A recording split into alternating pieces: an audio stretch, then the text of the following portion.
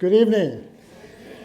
My name is John West. I'm the Associate Director of the Center for Science and Culture at Discovery Institute. On behalf of Discovery and the Center for Science and Culture, I'd like to welcome you to tonight's national book launch for Dr. Douglas Axe and his wonderful new book, Undeniable.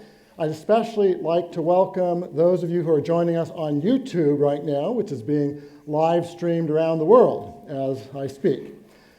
Discovery Institute Center for Science and Culture is the institutional home for many scientists and scholars who think that there's evidence of purposeful design throughout nature. From the fine-tuning of the laws of physics to the fine-tuning of the incredible molecular machines inside the cells of each one of us in our bodies. The center has helped transform the debate over origins through the work of many of our fellows, including Michael Behe, Michael Denton, William Dembski, Jay Richards, Guillermo Gonzalez, Paul Nelson, Center Director Stephen Meyer, David Berlinski, Ann Gager, Jonathan Wells, the list goes on and on. Now, this August marks the 20th anniversary of the Center for Science and Culture, which my colleague Steve Meyer and I co-founded in August of 1996 with the inspiration of Discovery's founder, Bruce Chapman. And so on Friday, August 12th this year, we are going to be holding an anniversary celebration in Seattle, which will include the premiere of a new hour-long film about the work of biochemist Michael Behe and the revolution he helped inspire through his book, Darwin's Black Box, which is also 20 years old this August. And we will be marketing and talking about that at the anniversary, also with many other things there. But here's a brief teaser for that film premiere. Get ready for the revolution.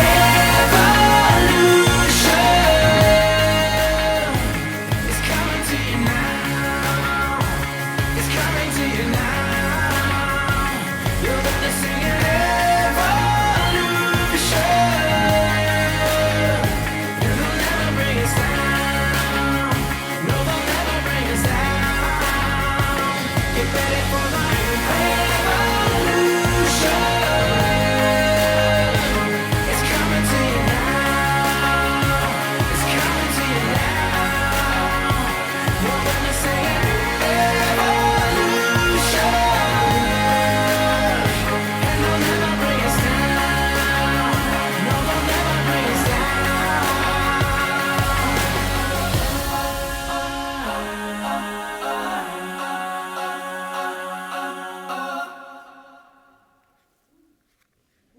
Okay, so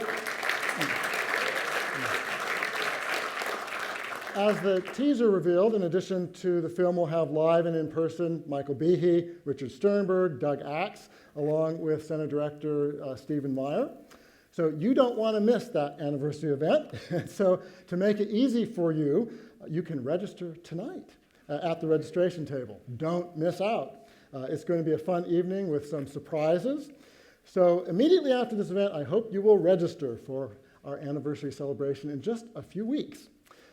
Now, we have been very proud and blessed to be able to support the scientific work of Doug Axe since his days as a postdoctoral researcher in Cambridge, England, and more recently as director of Biologic Institute. The official introduction to Dr. Axe is going to come from Dr. Steve Meyer, himself a best-selling author and director of the Center for Science and Culture. But before Steve gets up to give you the official introduction, we have a short video to introduce you to some facts about Doug Axe that you might not otherwise know about.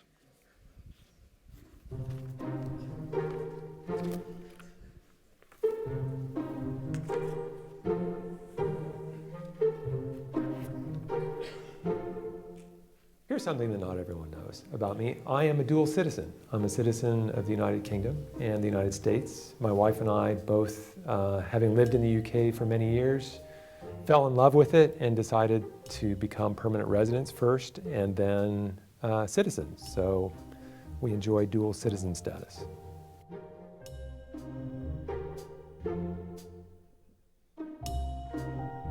I don't have fun. I don't believe in fun. Well, I love being outdoors, and I love the Pacific Northwest because it's such a great place. Well, people think it rains all the time. It doesn't. It's even beautiful when it rains. I love to hike. I have a longboard. I do running. One of my daughters got me into running, so I love running, hiking, outdoor activities. So there's so many spectacular hikes in this part of the world, and I've only done a fraction of them. That's the beauty of living here. I like walking along the beach. I've done the Wonderland Trail, Mount Rainier. I haven't done a huge summiting hike. I haven't tried to summit any of the big mountains, but some of the small mountains, Mount Si, Little Si, are just wonderful day hikes. That's really the kind of hike that I go for.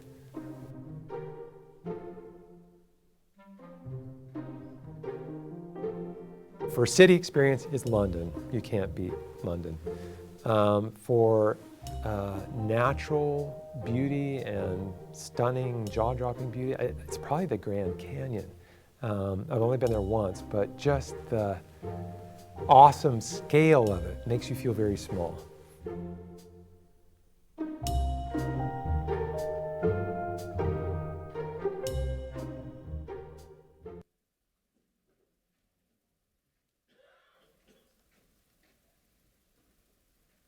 It's my honor to officially introduce Doug.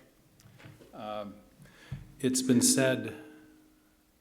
said that courage is in shorter supply than brilliance. And in our colleague, Doug, we have both. And the story that he tells in his book will, I think, make that amply clear to everyone who reads it. We're just a little hot on the mic here. Yeah. As for brilliance, his credentials are maybe well known, maybe not to everyone.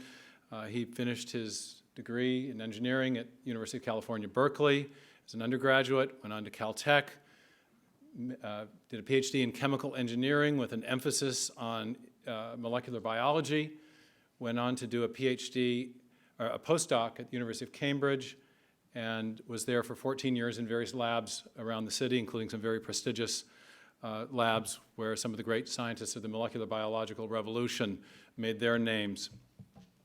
He's also published papers in some of the most prestigious scientific journals, the Journal of Molecular Biology, the Proceedings of the National Academy of Sciences. So we've all known Doug is a really smart guy, and he has a really trenchant analytical mind. Those of us who are colleagues, are his colleagues, know this and know that if you want to run an idea by Doug, and if it passes muster after he's given it a look-see, you know you got a good idea.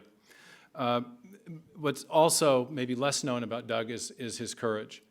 And the book tells a little of his own story, which I think gives you a window into that. But I am impressed by this. There's a kind of courage which is both moral and intellectual. And Doug was willing at a very early stage in his career, just as he was finishing his Caltech PhD, to take on one of the most important questions that there is for adjudicating the issue of biological origins. Intuitively, most of us know, especially in this city where we have lots of software people, that if you start randomly changing sections of digital code, you're more likely to degrade the information in the code than you are to generate a new program or operating system. Question in biology was, is the same thing true there? We know we've got digital code in DNA. How sensitive are these key information-bearing molecules to those kinds of random changes? If they're real sensitive, this could be bad for Darwinism. If they're not so sensitive, maybe the theory can work. And there was a way to test that, and Doug was learning about that near the end of his PhD, a group at MIT that took that question on, and he decided he wanted to pursue that and wrestle that to the ground. And to do that, he had to be kind of quiet about why he was interested, but he worked for over a dozen years meticulously in developing an experimental protocol that would allow him to answer that question with mathematical precision. And in so doing, he's made it possible to, in fact, adjudicate the status of the neo-Darwinian mechanism and whether it has the creative power that people have long attributed to it. This is a very important intellectual achievement, and he was able to publish his results in very mainstream journals and really change the terms of the debate about the efficacy of that Darwinian mechanism. And I think it's had a big effect even among scientists and evolutionary biologists who would be loath to acknowledge, for example, that they had read Doug's paper or were aware of his work, but there it is. So there's a kind of intellectual curiosity that reflects moral courage, but there's another aspect to his courage that I really appreciate, and it's been his willingness to persist in pursuing the answers to these key questions in the face of opposition and risk to his career. And I was impressed in reading the first few chapters of his book because he tells some of the story of the opposition that he encountered. And there were fascinating details about that even I didn't know. I've been his friend since 1990 when we first were introduced by a mutual friend in Cambridge. And I think it's a fascinating read. And one of the things Doug does in the book is he not only tells his own story, but along the way he gives us an insight into how science works, the good aspects of it, the challenging aspects of it. And I think it's really important to get the perspective of someone who's worked at the highest levels in science to understand the sociological dynamics of science and sometimes how hard it is to get a new idea across when there's a lot of ideological opposition. So I really love this book that he's done. It's amazingly readable. You think a guy from Caltech, and molecular biology, engineering, well, this is going to be dry. It's not dry. It's very readable. I wish mine had been that readable. So I highly recommend it. He weaves his science and his personal story together in a way that really brings light to this whole subject. So I know you're going to enjoy what he has to say tonight, and I just want to congratulate him and thank him for his friendship and for all he's done for our research community and movement. He's one of the quiet superstars, and we hope he's going to get a lot more attention as a result of this book. So thank you.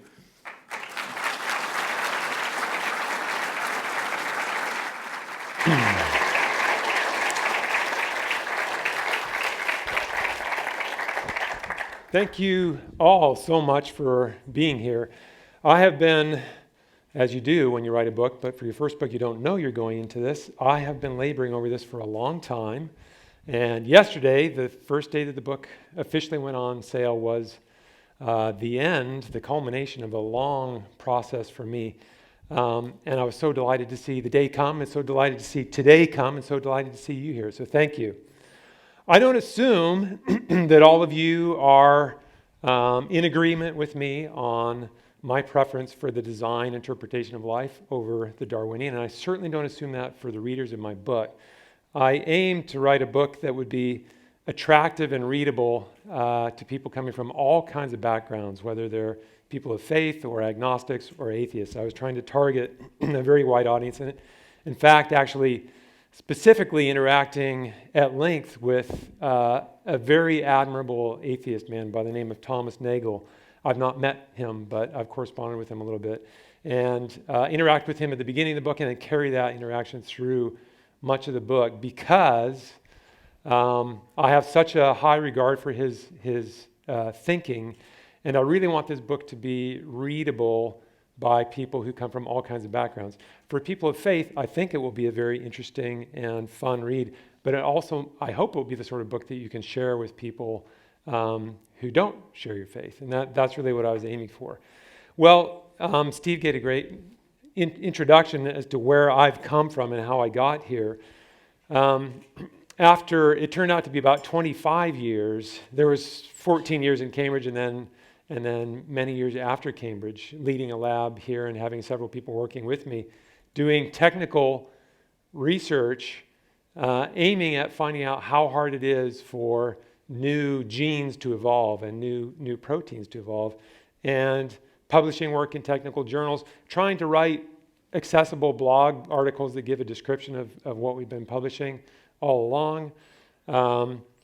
And at the end of this 25 years or so, I felt as though, and my colleagues felt as though, we've nailed this thing. There is nothing more that we need to do. We have made these arguments, and nobody has responded to these arguments, at least not in the technical literature. There's a lot of people who, on their blogs will say that we're full of whatever, but no one has gone and done the sort of work that we've done with the care that we've done it to show that our results are wrong. And so what do you do at that point? On the other hand, it is not by any means acknowledged by the academic scientists. It's not by any means acknowledged in the universities and the textbooks that our point is correct. So we're largely ignored by the academic establishment. And as I was scratching my head with the opportunity to write a book, I was wondering, what do I do? What do you do in this situation where you've done all the work and it's turned out beautifully clear in my mind? It shows very clearly that design is the correct way to explain life, not the Darwinian explanation. But it's not changing anything. If you go buy a textbook today, if you're a student in biology, if you're a parent of a student in biology, it's the same shtick that it's always been. And there's no hint of it changing.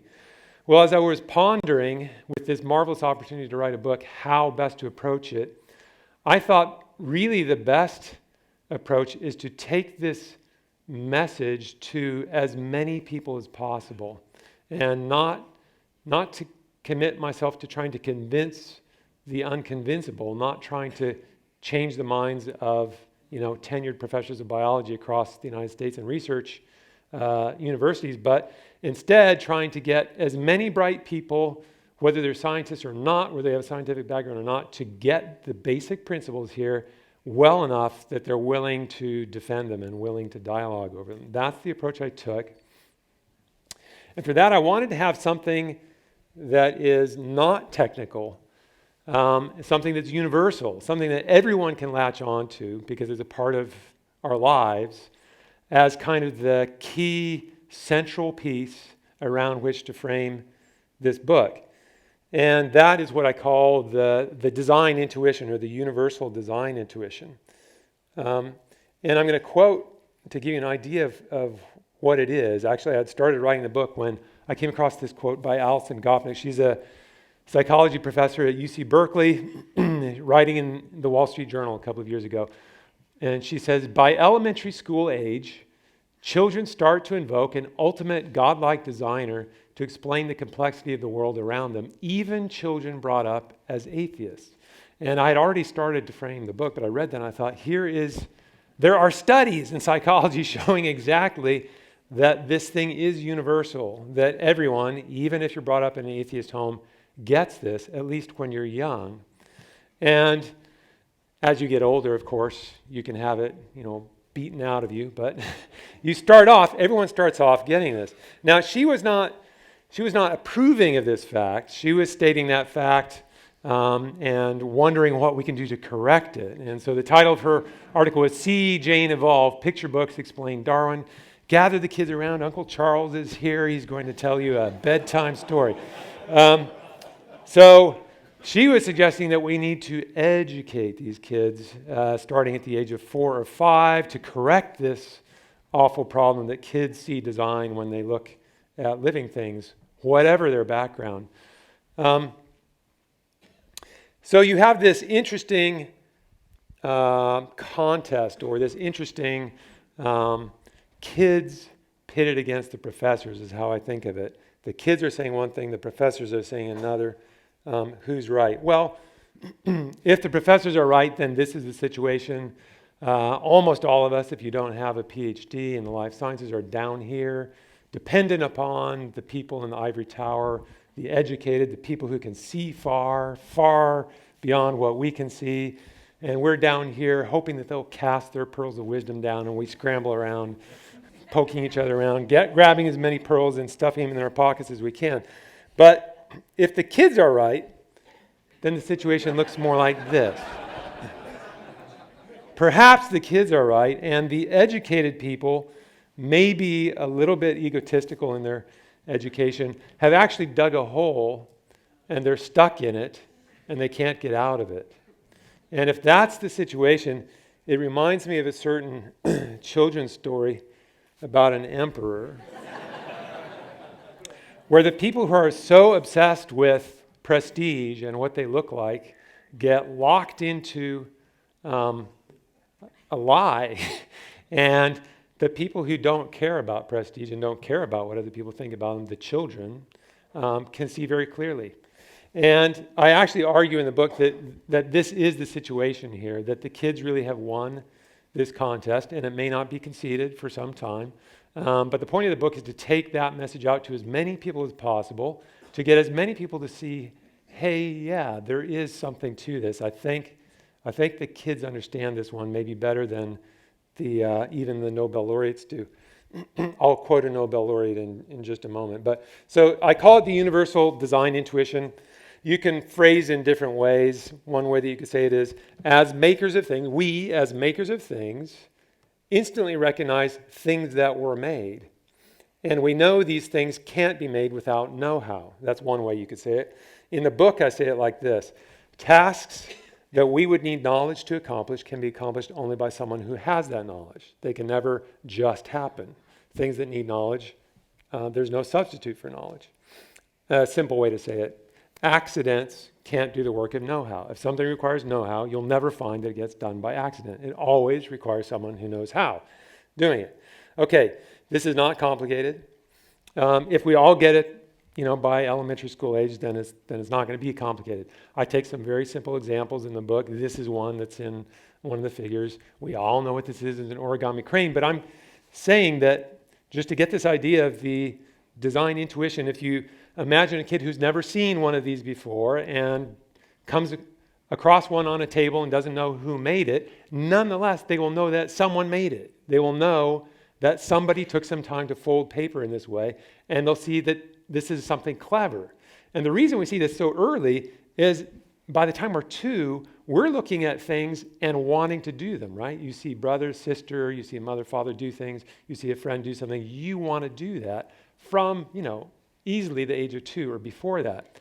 This is the sort of thing that we see, and we say, hey, how is that done? Somebody did that. How is that done? Can I do that? Teach me how. And that's how we build this intuition. And if that is something, if the origami crane is something that we look at and we say someone did that, then all the more we will look at the actual thing and say somebody did that. Now here, you'd be very ambitious if you said, teach me how to do that. I'll stick with origami, but we have that same intuition, that same spark that says somebody did this, and it's marvelous. Okay, I told you I'd quote a Nobel laureate. It's going to be Francis Crick, one of the co-discoverers of the double helix. In his book, What Mad Pursuit, he said, biologists must constantly keep in mind that what they see was not designed but rather evolved. So, Francis Crick, he's in his 70s when he wrote this. After a full career, a very sterling career in the life sciences, says, keep in mind, you biologists, what you're looking at was not designed, it evolved. So what he's saying here is even he has this intuition. You can suppress it. You can spend your whole life suppressing it, but it doesn't go away. You have to keep working on it to keep it pushed down, push it down, push it down. Very interesting thing for him to say. And others, the psychology professor that I quoted, Alison Gopnik, was actually writing on the studies of another psychology professor who has studied this very thing and says, you life scientists, you try to push this down, and you need to because it's wrong, but it keeps resurfacing, it keeps cropping up. Why is that? I said it's an intuition. I said we all had it. So it's a good way for me to frame the book because it's universal. I think it's a good starting point for everyone to be on the same page. But hey, if it's just an intuition, do we need to take it seriously or not? I mean, intuition could be nothing more than a hunch. We know that some intuitions are wrong. Just the fact that we all have it doesn't mean that it's true. So why should we take this intuition seriously? Well, a big chunk of the book is making the case that although this is an intuition, it is not just an intuition. It actually has a scientific footing to it. It's reliable. I'm going to walk through, I can't give you the full argument. You'll have to read the book. So I didn't save you the money of the book. But I'll give you just a little snapshot of how you can look at this. So here's our intuition when we look at the origami crane. Origami cranes can't happen by accident. Now that's just the intuition. Is there anything beyond that? Well, I think there is. And in fact, I think the way we arrive at that intuition has to do with observation.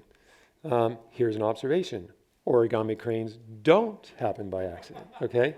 Now, not everyone works at a paper recycling plant, but if you did, if you were responsible for using heavy moving equipment to shovel around massive mounds of paper at a recycling facility, and that's your job, and you did that for 40 years, I don't think you would ever see an origami crane unless someone had folded it and it got put in the discard paper.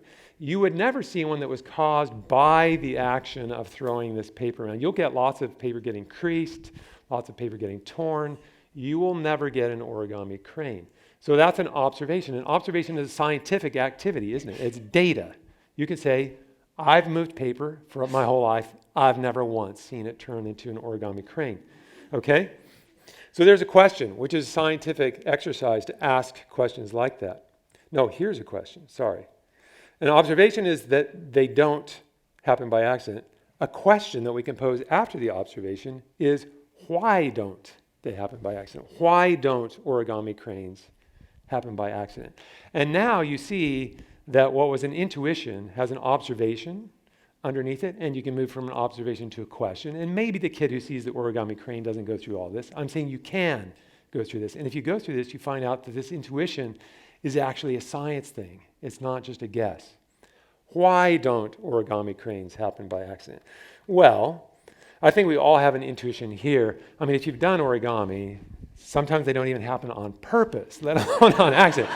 I mean, there's so many steps you have to go through, and they all have to be done right, and they're all quite tricky, okay? And this is even abbreviated. You can see the steps 4 and 5 on the other side, so it's quite tricky to get this to happen, and it only forms the crane when you've gone through all these steps, and then you pull the thing out, and then you kind of flatten the back, and it's fun to do, but it's tricky.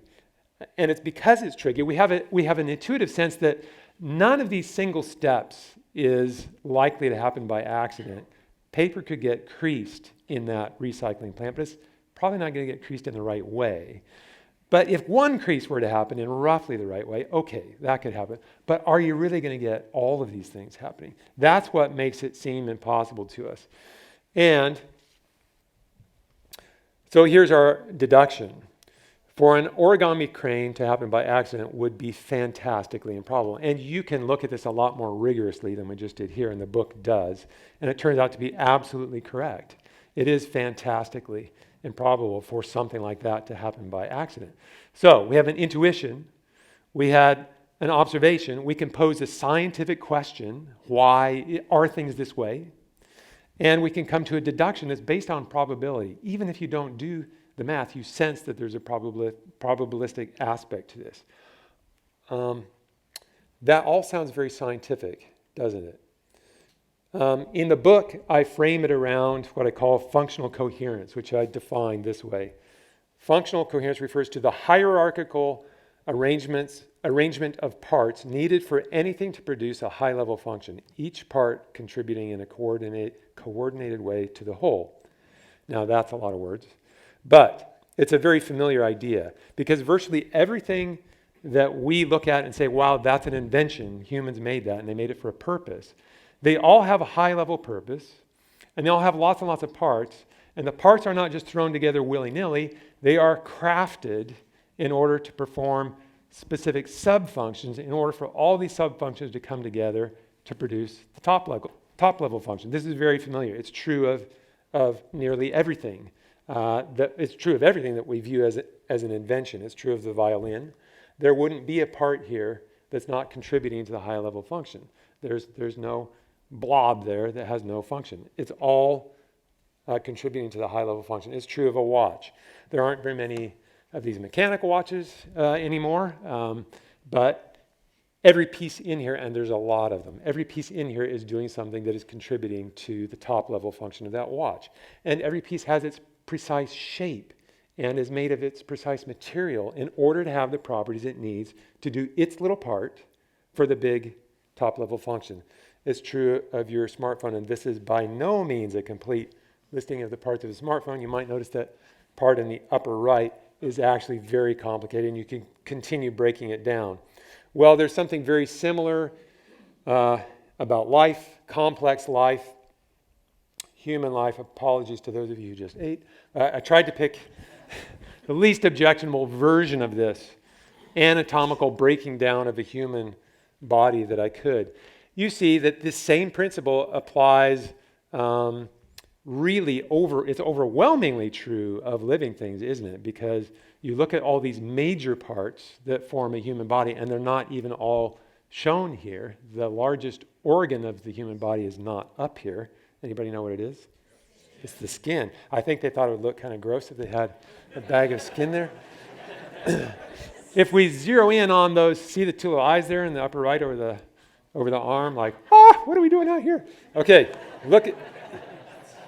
if we look at an eye, we see not only do you have all these parts that compose a body, but you can look at an eye and there's all kinds of parts in the eye, tissues that are carefully shaped and designed in terms of their cellular structure to perform the many, many functions that need to be performed for the globe of the eye to do what the eye has to do in order for us to see.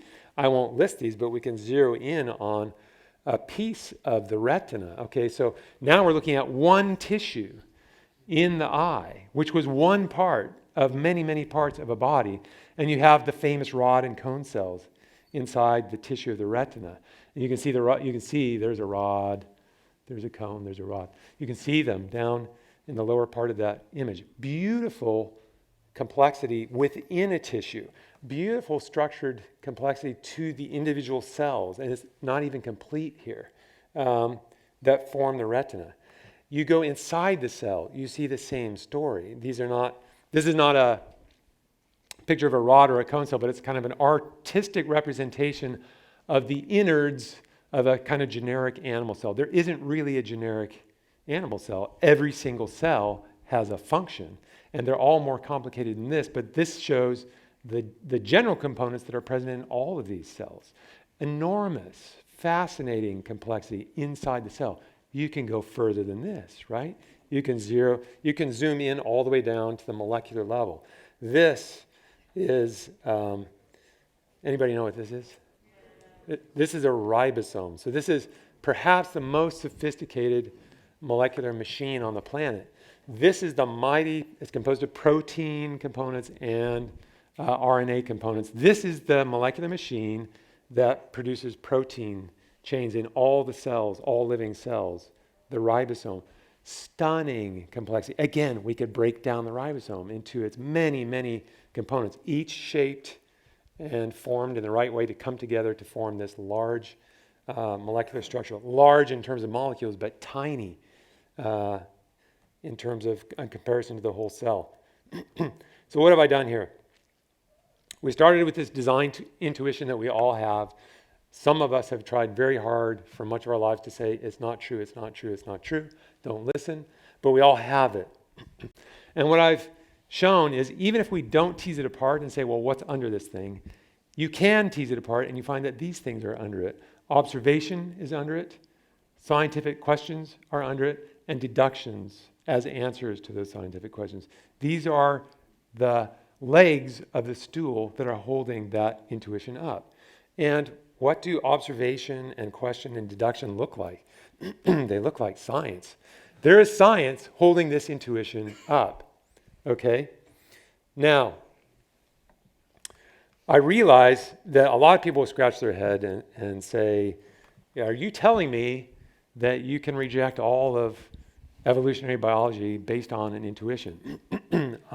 Yes, but you need to read the book to be convinced of this. I realize that this is going to be something that people need to get their head around. I am convinced that this is absolutely true, that the argument that ultimately most clearly and categorically demolishes the Darwinian worldview is not a technical argument. It is a common sense argument. And that is the argument I've put forward in the book. I weave in lots of science snippets, but I do it in a way that every non-scientist should be able to understand. I'm not trying to wade through complicated things. I show you pictures, basically. Here's what you have when you look inside this. Okay, so I make it very easy for everyone to follow. The technical science shows that design is true, is the true understanding of life, and that the accidental view, the Darwinian view, is false. Our intuitions say the same thing, and I think it's remarkable that the two agree so well. Now, if you know something about biology, or if you have a friend who knows something about evolutionary biology, you're going to get a barrage of questions if you say that this intuition is true. You know, what about this? What about that? What about the fossil evidence? What about the DNA evidence? What about horizontal gene transfer? What about co-option? What about the molecular clock? What about exaptation? What about neo-functionalization? All kinds of questions will get thrown at you, a barrage of them. And probably the one that we should spend a little bit of time on is, what about natural selection? I didn't mention natural selection, and that's supposed to be the magic worker. But what I'm saying is, if this is true, if accidents can't do the work of know-how, then all you need to ask your friend or yourself is this thing that's being proposed as changing the story and rescuing Darwinism, is it an accidental thing, or is it something that has intent in it? Is someone governing this? Is God running this thing, or is this an accidental fact of physics? And the way evolution is conceived classically, all the way back to Darwin, is that it's just physics doing what physics does. Natural selection is an accidental cause that operates on populations. It is not thought by current biologists to be anything more than that. There's no purpose being infused into it, no intent. Now, if you want to add those things, then it's a different story. You could create remarkable things if the hand of God is causing mutations and the hand of God is monkeying with it. That's a different story. That's a design hypothesis. But the current standard model for evolution is that there is no purpose, and really a lot of people who are pushing this say there is no God, and that's why they like the theory so well. How can I show you? Who can I quote to give you just a quick snapshot of a technical reason? What I'm saying is you can ignore all these technical objections if your conviction is that no, this intuition is correct, and you can go back to people and say, if what you're saying is that accidental causes made cranes and humans, then I know you're wrong, and here's why I know you're wrong. And they can keep throwing out the technical things. No, keep bringing it back to the intuition. If you want to, you can dig in to these technical things and show why, no, actually, if you look at this technically in detail, and this is what we've been doing, it really can't work. So you can go either way. But in the book, I want to give everyone the way that they can go, which is go with the intuition and the guts to say this has to be true.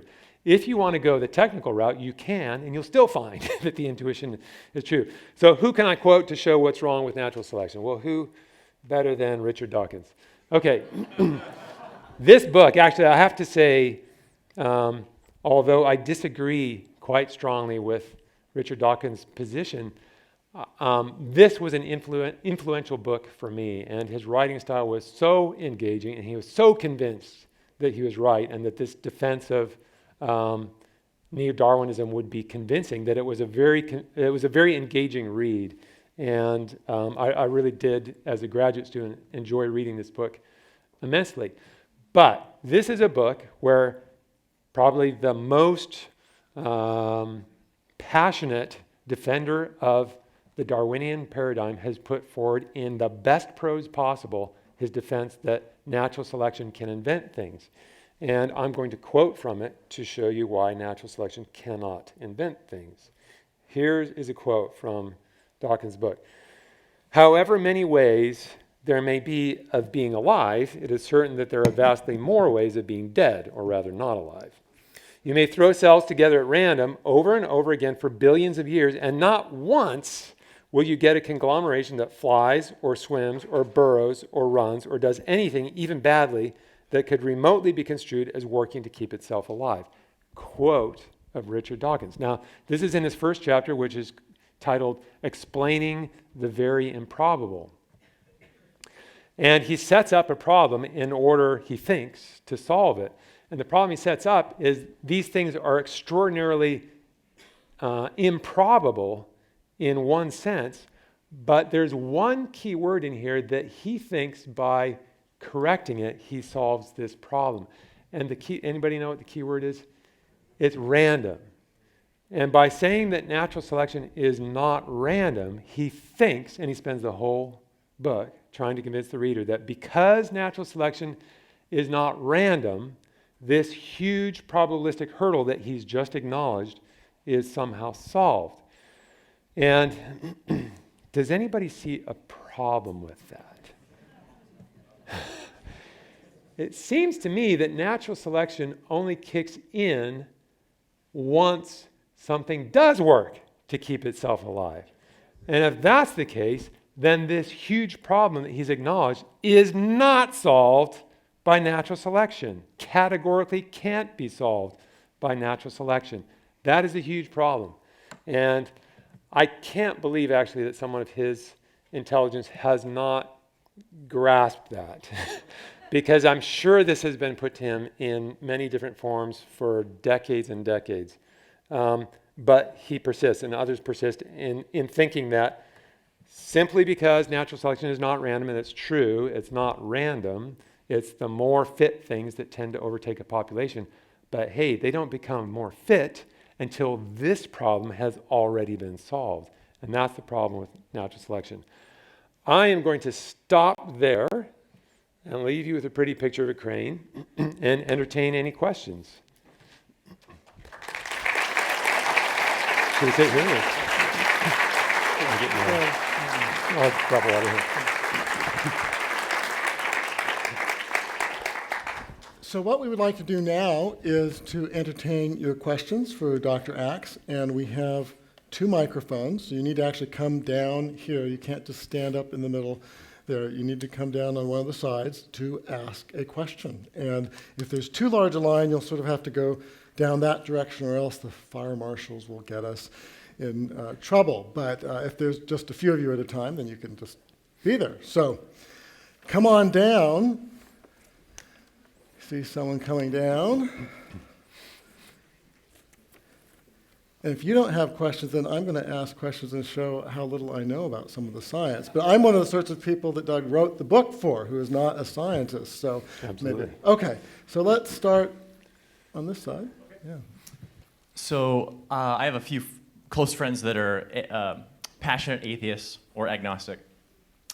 What percentage of an argument do you think is enough to convince someone, whether it be technical or the intuition route, versus sort of the way they were brought up, or a psychological need to be right in their own belief? Like, even if you were able to talk about the intuition intelligently and even lay out the technical arguments, my thought is they still might cling to their beliefs for other reasons.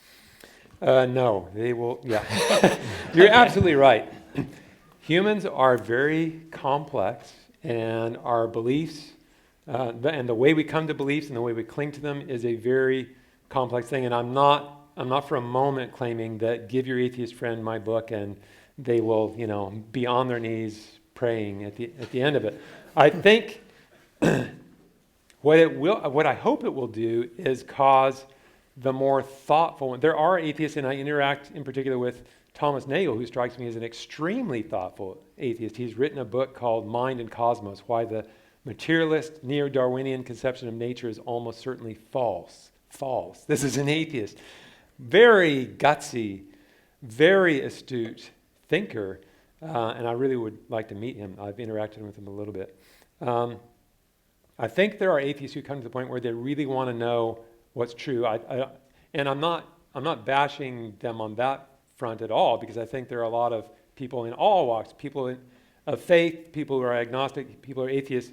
We all tend to cling to what we have and not really want it to be upset. That's a human thing, not an atheist thing. Everyone is that way. If you can get someone to the point where they really value the truth over what they're holding on to, then I think it opens the possibility for dialogue. So that's what I'm hoping to have helped with. But very good question. Excellent. Thank you. We'll move to this side. Thank you, Dr. Axe, for your presentation. So you didn't mention the word theism, I think, at all. You mentioned the word God a few times, and Right. I know that that's not where you intended to go.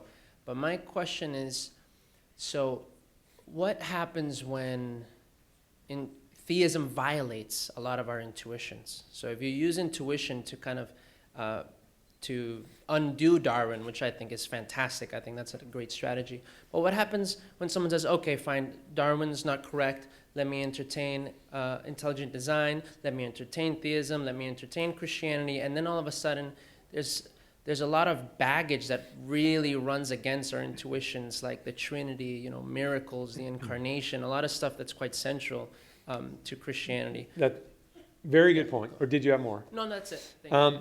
So this is not a blanket endorsement of intuition, because intuitions can be right and they can be wrong. I'm not in this book trying to say that all intuitions are correct. I'm picking out this particular intuition and giving it special attention, because in this particular case, I believe you can do the work to show that it really does have a solid basis. That's not going to be true of all intuitions. So that's what I'd say. I'm not trying to say that every intuition is correct, and I think you're absolutely right that the truth can be counterintuitive at times, and I'm not denying that either. I'm saying here's a case where the truth and the intuition marry up very nicely, and I think it's also a case where the intuition gets bashed because there's so many people who want it to be wrong, okay? So, good point. On this side.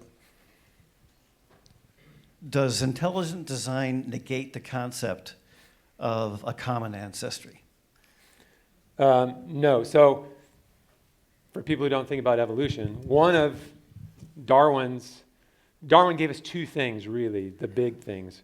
One was the tree of life. You may have seen one of the pictures from his book, 1859, this tree that starts from some original life form and it branches out into all the modern life forms.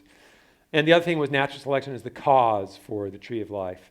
And so you can separate these as two different hypotheses. One is that all life descends from some original life form, and the other is that natural selection was the cause for all the different forms that did descend from that original life form. The answer is no. One could hold to intelligent design and also hold to the hypothesis that all life is related. So you can separate those. And I think I alluded to this, that accident cannot invent things. That's a key point of my book. So accidental causes could not have taken some original bacterial species and pushed it into all of these things. If you want to think, or you want to propose that God took that original species and walked it into all these forms of life, that's at least plausible scientifically. I would have no way to object to that scientifically. Whether that causes problems doctrinally, that's something you have to look at in a different way. But it's certainly nothing that I've proposed would say that that couldn't be true. So on this side, if I can see through the light, I think it's Discovery Institute Senior Fellow Paul Nelson, who is one of the founding fellows of the Center for Science and Culture. Who has not read this book yet. I just bought my copy. But I'm curious, if you argue that the design intuition is universally reliable, and I agree with you about that, might you further go on to argue that, in fact, humans are built to detect design? And I wondered if you could comment on that. Do you think a case could be made that we have been given design detecting cognitive apparatus that is reliable? And that we have to fight to suppress it? Yes, I think we all have it. If you say, here's where I might disagree, but I may not. I don't, in the end, think it's all that special. Once we're in the category of beings who create ourselves, who not create ourselves, but we ourselves create things. We are makers, we are inventors. It is really a snap to look at something. I mean, you can lay these things out. Pile of sand? No. A clock? Yes. I mean, it's not hard at all. So in a way, I don't think it's all that special. I think that it is opposed and vilified because people don't like where it goes. So I think it's a snap for people who do this, because by age 2, as I said, we're already thinking this way. We're already thinking, I want to do things that are clever, and I can spot the things that are clever, and those are the things I want to do. So I think it works that way. Okay, on this side. You said when you were, I don't know if you can hear me, you said that biologists you're really standing in a minority position, even though you feel really sound that you're correct in that position. But in America, or globally speaking, that you're like against this huge pushback that says that you're wrong. And what I wonder when I hear that is in people that I know in the world that I'm in, they'll invoke that on me They're like, 99 or 98% of scientists actually refute what he is saying. Is it that, I'm getting into a question here, I'm trying to pose it in front of I wonder is it because your science or your argument is from probability, and that arguments from probability maybe aren't necessarily sound arguments to argue from? You can have extremely sound arguments from probability. Then why is there such a tremendous pushback, an overwhelming pushback, if that's the case? I would, read the book, because a good chunk of the book... No, I don't want you to give it away. I know that I deal with tons of people that would they come at me with everything that you were showing, all these different reasons, and I have to believe that these are honest men and women that do science with passion and zeal, that are intelligent people. What I think is, I don't think people have made this argument. I think this is a new way of framing the argument, basing it on an intuition. Okay, so there's complicated but very human reasons why the entire academy can be locked on an idea, and they can defend that idea, and they can punish people who speak out against the idea, and they can vilify people who speak out against, and they can ostracize people who speak out against the idea. And there are examples of this given in the book. It's a very human thing. It's not hard to understand why you can have, go back to the Emperor's New Clothes, you can have unanimity among the good and the great, because they want to be the good and the great. They all uphold the ideas that are associated with the good and the great, and they despise the ideas that challenge that. And I think that ends up being a very plausible sociological explanation for why the majority could oppose the view that I'm espousing. Having said that, I'm not sure that the majority is that strong, because you can have conversations as long as no one has a microphone and no one has a camera on them. A lot of biologists are willing to say, yeah, that's credible, but they will not put their name to it, and they'll be very intimidated if a microphone or a camera comes by. So I don't know what the percentage is. This could be one of those situations where a very vocal, very militant minority is able to enforce an orthodoxy and sort of use scare tactics to keep a majority in fear of being punished by a minority. And that happens in human culture, and this could be one of those situations. But it's a very good question. Thank you. Okay. On this side. Here we go. You graduated from Berkeley with an engineering degree. Correct. What was your intuition on this topic at that point in your life? Well, that's a really good question.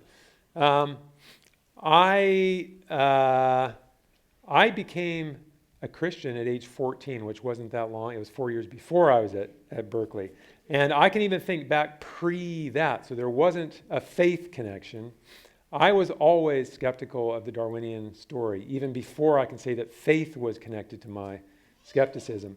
To be honest, at Berkeley, I didn't think that much about it. I started thinking about it when I was touching on the life sciences, and I was doing chemical engineering and physical sciences at Berkeley. But I did think about, interestingly, the mind-body problem at Berkeley. So I started thinking as an undergraduate that there's a contradiction between the materialist view of mechanism, that everything is atoms and molecules in motion, and I saw a contradiction between that and human consciousness and free will. And I started writing, things. I didn't publish them, I couldn't, but I started writing things about that problem. And I talk about that a little bit in the book and come back to that, because that's really Nagel's. Nagel is an atheist who recognizes that a material universe cannot produce consciousness and the mental functions that we have, or the moral sense that we have. He's an atheist who argues that those things are real and they're not explained by atoms and molecules in motion. So that's kind of the way I was thinking as an undergraduate. His book is absolutely great. And Yeah. so the second part of it's not really a question, it's a statement. I have several friends at my church, devout Christians, who absolutely refuse to believe that there's any teleological process in creation. And I am so frustrated with that. So I'm praying that your book will get them out of the pit that they're in, up onto at least level ground. So thank you. Thank you. So, I guess coming from Berkeley, intuition, I think one of the more prominent arguments about this is that people will say that you're coming from a Christian faith or a Christian or some sort of theistic background, and that kind of creates this sort of bias in terms of seeing this as a product of design as opposed to a social construct of design. How do you respond to that? Reframe the question. I'm not sure. So intuition, if you bring this to, say, somebody who is a total skeptic, or not even a total skeptic, but just not like that has long come from this sort of neo-Darwinian background, their intuition is not necessarily informed by this sort of Christian perspective of seeing this as a design. They see this as a social construct of design. How do you respond to that? They see the design intuition as a social construct? Is that what you're saying? Yeah. Okay. Well, all I point out in the book is that people have studied this, like Alison Gopnik quoting Deborah Kellerman at Boston University. They say it's there everywhere, even where a social construct is not a plausible explanation. So in an atheist home where you're raising your kids as atheists, they've got it too. So it doesn't seem to be a culture thing. It seems to be universal. What I end up doing in the book is just pointing out, that's interesting that we all seem to have this, and a lot of us spend a lot of time trying to suppress it. Really interesting that we all have it from an early age. But you could say, well, I don't have it. And the book still shows, well, you should have it because it's true. So the argument I make, so it doesn't, you can say, in other words, I'm not depending on the fact that you sense this intuition to make the case in the book. What I'm doing in the book is saying, hey, if you happen to have this intuition, I can show you that it's actually correct. It actually has to be true. So there's a totally rational argument in the book that doesn't hinge on the intuition. I just think it's really interesting that the intuition is there. Does that help? Yeah. Okay. And what would you do to respond to somebody who doesn't have this sort of intuition, or even in this sort of intuition, they'd still construct it under, this is just informative of another sort of cultural. If you get radically relativistic, so radically postmodern, okay, you can get yourself in a quandary where it's very hard. It's very hard to get people out of that mode. I'm not claiming that that's easy, but I recognize that is not easy. So I'm a realist, and I don't think you can do science without being a realist. And I think Richard Dawkins and all these atheist scientists would agree that you need to be a realist. You need to believe that there's objective truth, that things are out there and they're real, and we can study them and say true things about them. These atheist scientists agree the same. So we're totally on the same page with realism. People who are radically out of that camp, it starts to become very fuzzy. But I think I would challenge, I think everyone really is a realist deep down, and that it would take some gentle challenging of, do you really think that way? Because you do set your alarm clock at night expecting that it's going to go off in the morning. So I'm not sure you're totally outside the realm of realism. But I understand there's difficulty there. There's all sorts of interesting research coming out that will point out to this alternative to realism. Yes. So how do you deal with that? Well, I have to admit I haven't had to deal with that extensively. I think the way I would, and it's a person by person, it's going to be a case by case thing, and where you need to know a person, get to trust a person, the person trusts you. I think I don't believe anyone can live life in a radically relativistic mode. There are things that we all take to be true. We don't jump off cliffs. We don't, we do things that keep ourselves alive, that show that we're recognizing that there are true principles, okay? Otherwise we'd be dead, okay? So I think it would be a matter of showing even someone who claims not to have any value to realism, you're actually living life as though you are a realist. You're a closet realist. So let's bring it out, okay? That's how, I think that's how, okay? And if they were citing research and making arguments, then in fact, they're doing what Doug was just saying. They're making arguments as if there's some reality that they're trying to persuade you of. Yeah. But if they actually say that then they're trying to prove that the reality is that everything's relative or there is no truth, they're really contradicting themselves. And so if someone completely abandons any sort of rational argument, there does tend to be a place where you can't even have a discussion with them. But then that also means that they have no basis to be talking about research because they don't really think there's reality there. But if they accept, say, definitions on its own terms, like in Spinozism or like in Spinoza's philosophy, then that would be coherent in its own terms if you accept that or if you buy that. But if they're trying to persuade someone else of their view, you know, then okay, but if they're citing research in order to try to persuade someone else that their view of reality is, or realism isn't true, they're actually getting outside their little coherent box to try to persuade someone. And on what basis can they do that? I mean, if it really is we're enmeshed in our own little models and we can't discuss between them, that's a view. But again, I think I would go with what Doug is suggesting. They're really smuggling in this belief in reality, even though they say they're not. And so if someone treats themselves like an animal so that they actually don't have any access to reality, then at the end, you can't engage with them as a human being because they've basically redefined themselves as not a human being. But no, I'm getting into this. But I would have to say there, you can relate to someone that you're not necessarily trying to convince, and just in the way you relate to someone, I think you can bring people around to dialoguing. So maybe don't try to hit a home run, No. early on. It's just I can tell you that most of the conversation usually pans out to we're technically all a part of the same system and we're a part of the same thing.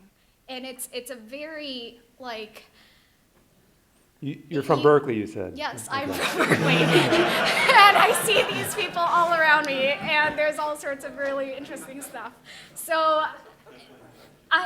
it's not like you can just engage them at a purely rational sort of level because they will still say that, your rationality is technically based on the same sort of thing.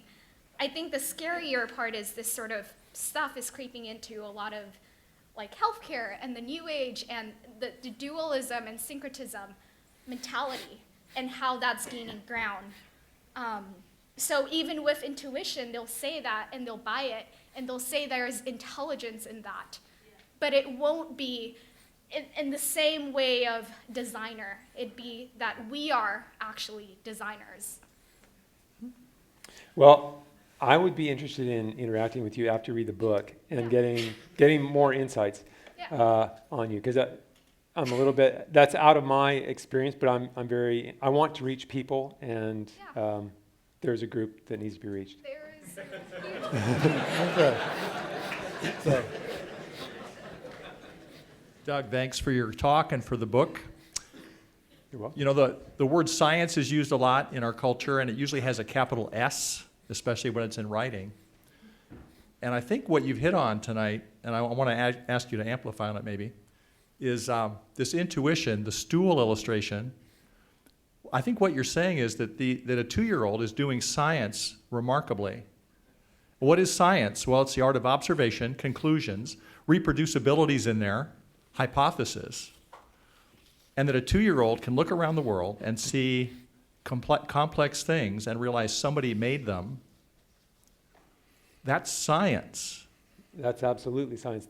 In the book, I say we're all scientists, and I call it common science to distinguish it from technical science. We all do this. The 2-year-old will have made models in his or her head of gravity, of how the ball bounces, of all kinds of things. The 2-year-old will have categorized, the 1-year-old will have categorized things into categories. The 1-year-old knows a cat even before the 1-year-old can say cat, but the 1-year-old knows all kinds of things that are cats and can distinguish cats from dogs, even before they have the terms cat and dog to use, to apply to those categories. All of this is model building. It's all innate scientific reasoning, and we all have it. So I do argue that in the book. That's powerful. Thank you.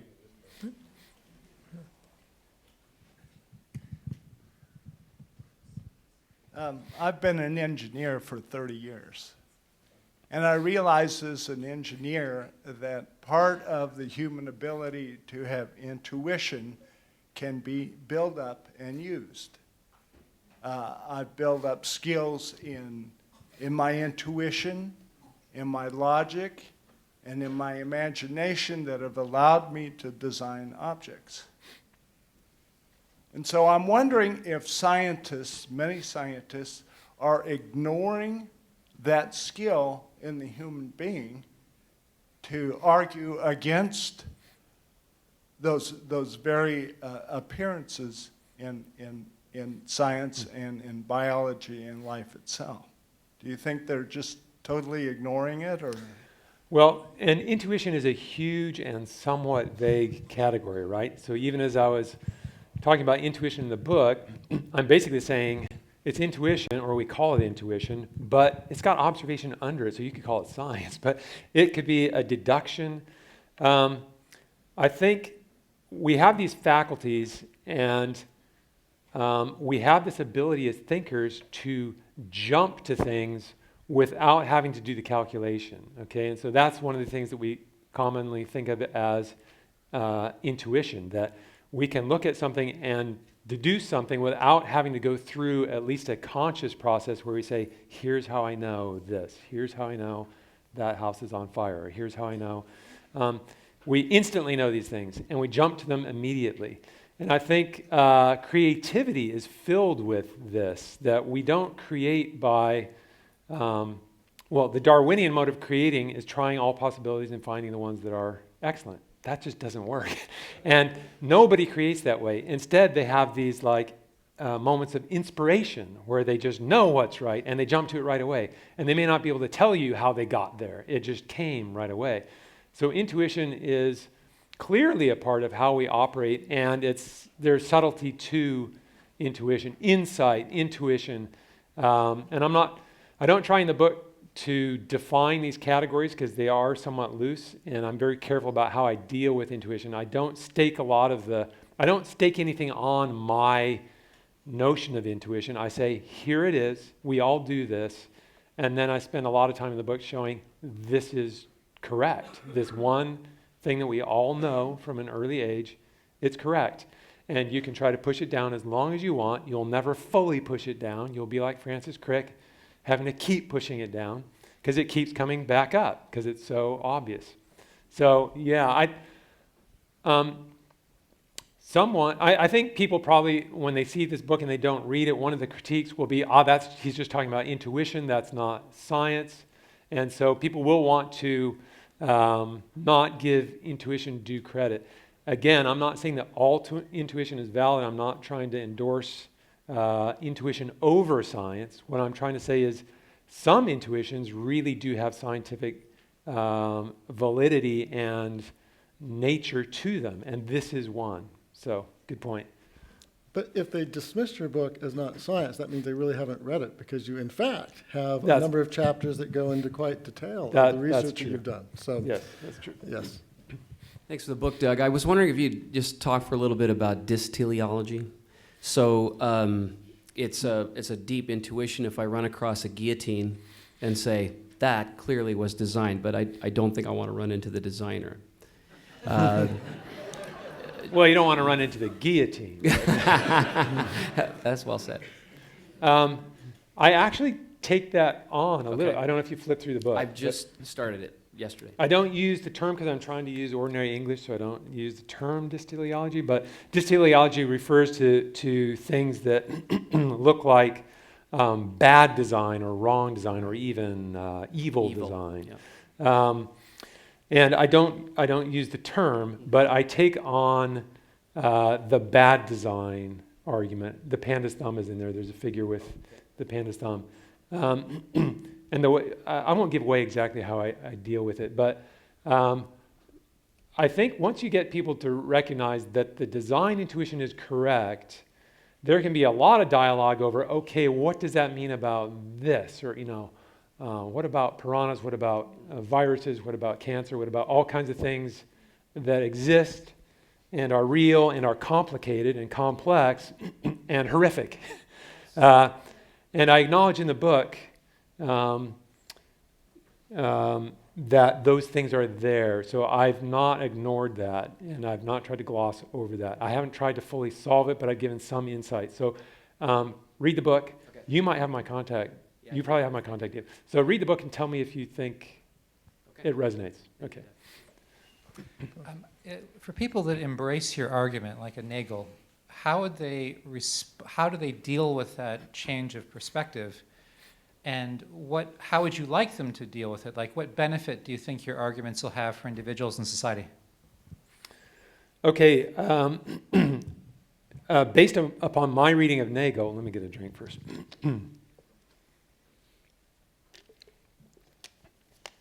I think Nagel would walk with me in the book all the way through to, certainly through to chapter 10 and 11. He would accept that accidental causes cannot have produced human beings.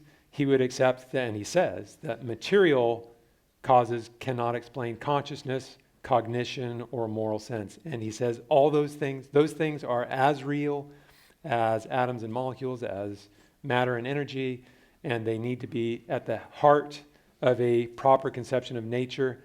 Where we differ is he wants there to be a conception of nature that is not materialistic, so a conception of nature that includes purpose and mind, but doesn't have God in the picture, and doesn't have any external deity who's infusing these things in nature, but instead they're resident within nature.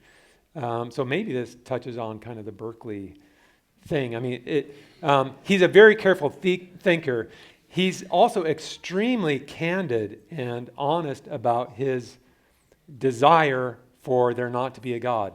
And in another book, Not Mind and Cosmos, do you remember the prior book? The Last Word. Thank you.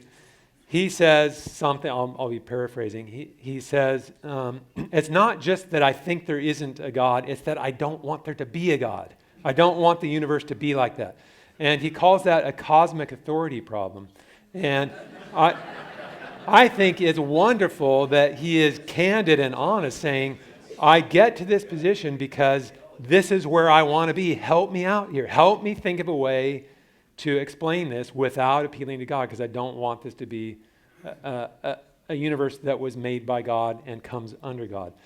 That's so much more refreshingly honest than an atheist who says, hey, if you do science and if you read scientific books, you're going to become an atheist. And science compels you to become an atheist. That is total bunk. That is complete bunk. So where Nagel and I diverge is he wants there to be a version of nature that can make us and doesn't need any help from God. And I say, no, that doesn't make sense. There has to be, I end up arguing in the book, not just for the existence of God, but for the existence of a personal God, okay? And that's where I diverge from Nagel. And Nagel has read at least parts of it, and I hope Nagel will read the whole thing. And I hope to dialogue with Nagel over it. Okay. We're winding down to the last couple of questions because you need to have time to be able to buy the book and get it signed. But for at least 2 more questions, let's see how many of the existing people who are in line that we can get to. So over here. Yes. Thank you. Well, as a fellow scientist, I do appreciate you put time and energy to write this wonderful book. I like this design and the color. And the title. The title says Undeniable. I'm not from Berkeley, but I would have to say I'm from Harvard and Oxford, just opposite where you were. But let me just ask just one simple question, and I would appreciate that. What is undeniable in few words or one sentence, just like? So are you asking what is it that I am claiming is undeniable? Well, it's this intuition, I think. It's this intuition that we can try to suppress and we never fully get rid of it. It's what Crick wanted us to deny. When we look at the things of life, we have to keep telling ourselves they're not designed, but rather evolved. He was acknowledging that he can't get rid of the notion that, no, they're designed. Push it down, push it down. So that's what ends up being undeniable. Yeah. That intuition, that particular intuition, the design intuition. Okay. Other intuitions, again, may be very deniable. They may be very false. But that particular intuition is universal, and we don't end up erasing it, and we shouldn't, because it's true. Okay. Okay. Yeah, my question gets kind of right at that, actually. You know, if our intuition is reasonable, rational, and we all have it when we're 2 years old, are we not just all suffering under some common delusion? And if you admit that there's this intellectual process that is, I think you're saying it's authoritative, simplify the argument. Okay, it's reasonable, rational, it's not in our, we should have that intuition, we should draw those conclusions, at least on an intuitive level. Make that jump, right? So it's intuitive, it's reasonable and rational, therefore it supports the premise, I guess is your point. You could just chuck the intuition and say, I don't have that. I don't know anyone who has that. You could read the book, and it will show you that Darwinism is wrong, okay?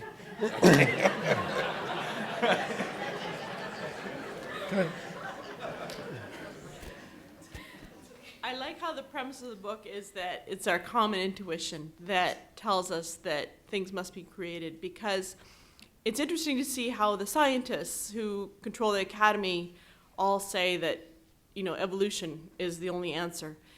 But they're so frustrated with the people in this country, and poll after poll show that a large majority of people believe in that the world is created and not evolved. And they're so frustrated and they get so angry, and it's interesting to see how evolutionists respond with such vitriol and such emotion to, you know, whether it be Meyer's book or I'm sure your book, it'll be coming. And they don't respond intellectually. They don't respond with thought out arguments and scientific arguments against these ideas, but they respond emotionally. Right. So I'm glad that you are writing toward the average person, because the average person can see it. And the evolutionist is actually quite non-intellectual about it. Well, and I want to be careful about, I don't want to put everyone in simplified buckets. I mean, there are very thoughtful people who are evolutionists, and there are people who dialogue over this in a thoughtful, careful way. But there certainly are the shrill people who want to say that if you're not, in fact, they do say that you're an idiot if you don't believe it.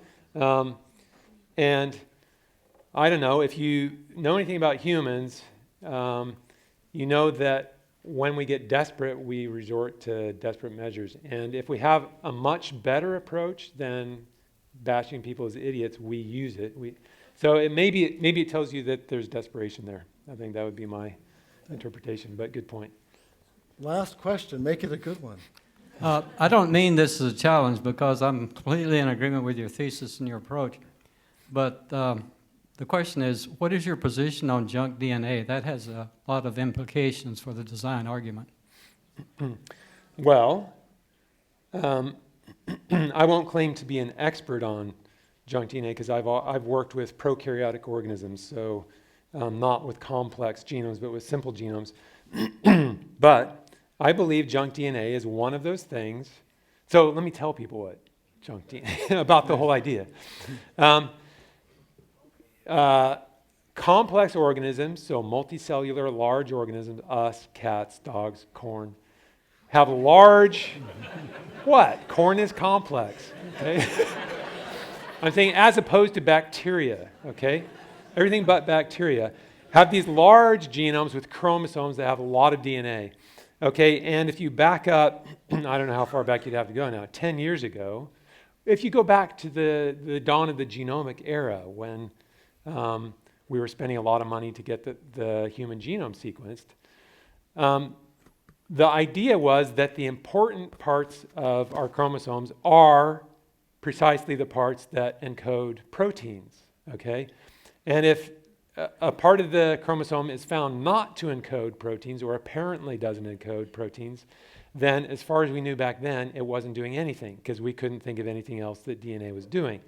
Well, post-genomic era, now that we have the full genome, you get the genome and it turns out, I don't remember what the percentage is, it's only like 4%, or what's the percent that's coding? It's small. Something like 4% of the human genome is thought or was thought to encode proteins, and so people could say 96 or 97 or whatever the percentage was. 97% of this is junk. Now, I think people were careful about this when they were trying to raise trillions of dollars to sequence the genome, because people might say, why are you sequencing so much junk? So you got some people who are saying, well, maybe we're being a little bit rash about this. Maybe there are functions that we don't know about. And then in the post-genomic era, there's been a huge project called ENCODE that looks at which parts of our chromosomes are actually active, okay? RNA is being produced from them. And it turns out that the majority is not just the 4%, it's a ton of our DNA is active in that sense. And that argues that what many people were calling junk early on turns out not to be junk. And this is new active research right now. People are trying to figure out what is happening. But it's clear that what was labeled as junk a long time ago is no longer junk, and there's still some debate over it, but most people have realized this is not junk. Now, it's interesting that there's a view of biology that sort of catered to the junk idea, and there's a view of biology that never would have gone the junk route. And this even traces back. There were people who denied the junk. People from the ID camp said this couldn't be junk. It couldn't be true that 97% of our genomes are junk. This has to be complex. It has to be doing something. You can see that from the Darwinian perspective, if you think that our DNA was just cobbled together by accidental mutations and winnowed by selection, it fits with that view that a lot of this would just be experimental wasteland where nothing came out of it. Maybe someday something will, but right now it doesn't do anything. And so that pushed biologists, I think, into the junk DNA hypothesis falsely. It's a case where a wrong paradigm, a false paradigm, has assumptions baked into it that lead people down one path that turns out to be the wrong path. And it's a stellar example of where the paradigm pushes the science in one direction, and in this case, that turned out to be the wrong direction. Now, people aren't conceding intelligent design, even though they're seeing that junk DNA was the wrong way to view DNA, but they probably should. And the longer we pursue biology under the wrong paradigm, the more of these mistakes we're making. I make a case for this in the last chapter of the book. The New School is the title of the last chapter, and I lay out the case that we could be missing a lot in biology because we have the straitjacket of materialism and Darwinism on. If we could liberate scientists from this straitjacket, huge things could happen. Thank you. Great. Thank you.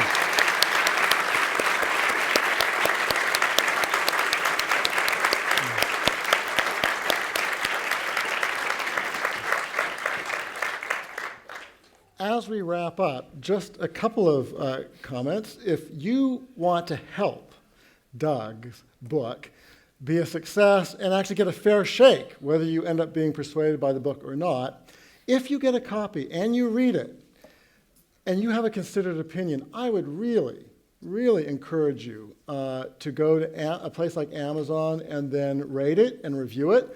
One of the things we found out with Steve Meyer's 2 books is that many of the people on the other side who really do spew the vitriol and who don't want ideas actually being openly discussed, is they would go to Amazon and do a 1-star rating where they even clearly admitted they had not read the book.